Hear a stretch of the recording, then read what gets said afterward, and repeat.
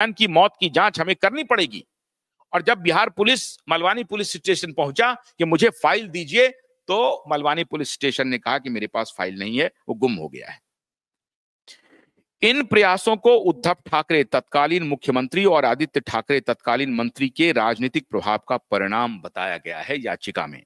ये जो फाइल जब मुंबई पुलिस ने बिहार पुलिस को नहीं सौंपा, मतलब मलवानी पुलिस स्टेशन ने नहीं दिया बिहार पुलिस को, तो ये साफ साफ कहा जा रहा है, यह आरोप लगाया गया है कि तत्कालीन जो मुख्यमंत्री थे उद्धव ठाकरे और तत्कालीन जो मंत्री थे आदित्य ठाकरे, बाप बेटे दोनों के राजनीतिक रसूख की वजह से, उनके दबाव की वजह से पुलिस कोई भी कागजात दूसरी इन्वेस्टिगेटिव एजेंसीज को सौंपने से मना कर दिया। वरना मुंबई पुलिस की इतनी हैसियत नहीं होती कि वो इन्वेस्टिगेशन के कागजात बिहार पुलिस को न दे। तो ये किसके कहने पर हो रहा था, कौन कह रहा था? तो जाहिर है कि पिता पुत्र अपने रसूख का इस्तेमाल कर रहा था। झूठी गवाही और न्यायालय की अवमानना पर याचिका। झूठी गवाही क्या क्या है, न्यायालय की अवमानना भी है। याचिकाकर्ता ने एक अलग आवेदन में आदित्य ठाकरे और उनके वकील राहुल अरोते के खिलाफ झूठी गवाही और न्यायालय को गुमराह करने के आरोपों में अवमानना कार्रवाई की मांग की है। इस याचिका में यह भी मांग किया गया है कि झूठी गवाही पेश किया आदित्य ठाकरे के वकील ने, और इसका मतलब हुआ कि वो न्यायालय की अवमानना कर रहा है और झूठी गवाही दे रहा है। याचिकाकर्ता ने एक अलग आवेदन में आदित्य ठाकरे और उनके वकील राहुल अरोते के खिलाफ झूठी गवाही और न्यायालय को गुमराह करने के आरोपों में अवमानना कार्रवाई की मांग की है और कहा कि ये कंटेम्प्ट ऑफ कोर्ट है और माननीय अदालत इनके खिलाफ कार्रवाई की जाए। याचिका में कहा गया है कि इस तरह के कृत्य न्यायालय की गरिमा को ठेस पहुंचाते हैं। न्यायालय की गरिमा, न्याय की गरिमा, सामाजिक लोकाचार की गरिमा, लोक व्यवहार की गरिमा सबको ठेस पहुंचाती है। अगली सुनवाई पर नजर है। अब मित्रों, हाईकोर्ट ने सभी पक्षों को 5 फरवरी 2025 की सुनवाई के लिए तैयार रहने का निर्देश दिया है। हाईकोर्ट ने कह दिया कि पूरी तैयारी के साथ माननीय लोग अपने अपने तर्कों के साथ अदालत में आइए।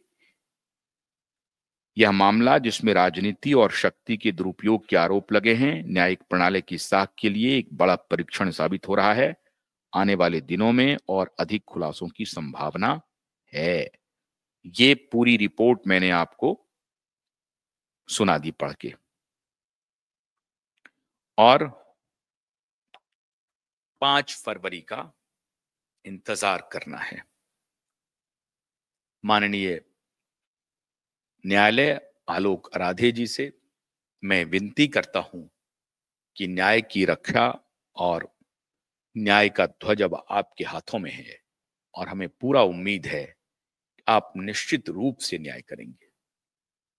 और दिशा सुशांत की लड़ाई जो इतने वर्षों से चल रही है, दिशा सुशांत को न्याय सिर्फ दिशा सुशांत को न्याय नहीं है,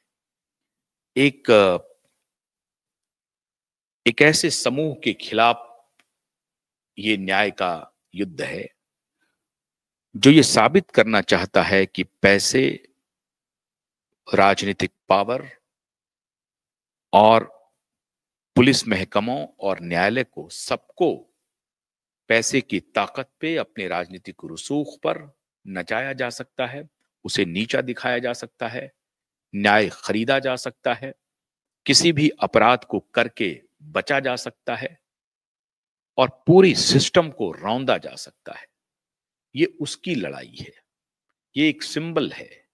दिशा सुशांत केस को लेकर के अगर कि वाइब नेटवर्क इतने वर्षों से लगातार अगर अभियान चला रहा है, तो ये सिर्फ 2 व्यक्ति के मृत्यु या हत्या का मामला बिल्कुल नहीं है। ये सिस्टमेटिक फेल्योर की एक बहुत बड़ी कहानी है जो त्रासदी के रूप में आने वाली पीढ़ियां याद करेंगी। अगर मिसकैरेज ऑफ जस्टिस हुआ, अगर थोड़ा भी मिसकैरेज ऑफ जस्टिस हो गया, तो आने वाली पीढ़ियां न्याय, न्यायालय, पुलिस, जांच एजेंसी, राजनीतिक पार्टी, जो पॉलिटिकल एस्टैब्लिशमेंट्स हैं, पार्लियामेंट, विधानसभा, इस सब पर भरोसा खो देगा। तो ये लड़ाई है न्यायालय की भरोसे की, ये लड़ाई है पुलिस और जांच एजेंसी के भरोसे की, ये लड़ाई है ब्यूरोक्रेसी के भरोसे की, ये लड़ाई है चुने हुए पंचायतों के साख की। चुना हुआ पंचायत जो सदन है, पार्लियामेंट है, राज्य की विधानसभा है, उनके साख की कि जब चीर हरण हो रहा था तो स्वयं भीष्म भी मौन, युधिष्ठिर भी मौन, धृतराष्ट्र भी मौन, कृपाचार्य भी मौन और द्रोण भी मौन। क्या वही स्थिति अभी हो गई है? क्या न्यायालय भी मौन रह जाएगा? क्या जो चुनी हुई पंचायतें हैं वो भी मौन रह जाएंगी? जिनके जिनके हाथ में जांच करना है, न्याय के लिए रास्ता तैयार करना है, एजेंसी, जांच एजेंसी, पुलिस बल, वो भी मौन रह जाएंगे। तो ये परिस्थिति कुछ उसी तरह की है जो महाभारत कालीन परिस्थिति थी, वही परिस्थिति है। और आज युद्ध भूमि में ये कुछ हमारे वकील सूरमा, हमारे आपके जैसे लोग, हमारे दर्शक, एसएसआर वॉरियर, आपका क्यूवाइब नेटवर्क और हमारे वकील, और सबसे इस युद्ध भूमि में न्याय के सिंहासन पर बैठे हमारे आलोक आराधे जी हैं, जिनसे हमने उम्मीद लगा रखी है कि न्याय मिलेगा और देश के सामने बहुत बड़ा नजीर पेश करेंगे आलोक आराधे जी, और कहेंगे कि सारी बातें एक तरफ, हजारों करोड़ रुपया एक तरफ, लेकिन न्याय की मर्यादा एक तरफ, देश और समाज की चिंता एक तरफ है। इसलिए देश को स्थापित करने के लिए, न्याय में भरोसा स्थापित करने के लिए इस निर्णय के तरफ पूरा देश टकटकी लगाए देख रहा है। और मैं उम्मीद करता हूं कि माननीय आलोक आराधे जी जरूर न्याय देंगे। तो 5 फरवरी का इंतजार कीजिए। उसके पहले भी हम बहुत सारी रिपोर्टें आपके लिए लाएंगे। 5 फरवरी का इंतजार कीजिए। वक्त आ गया है, फैसले की घड़ी अब जल्द है। बहुत बहुत शुक्रिया। नमस्कार।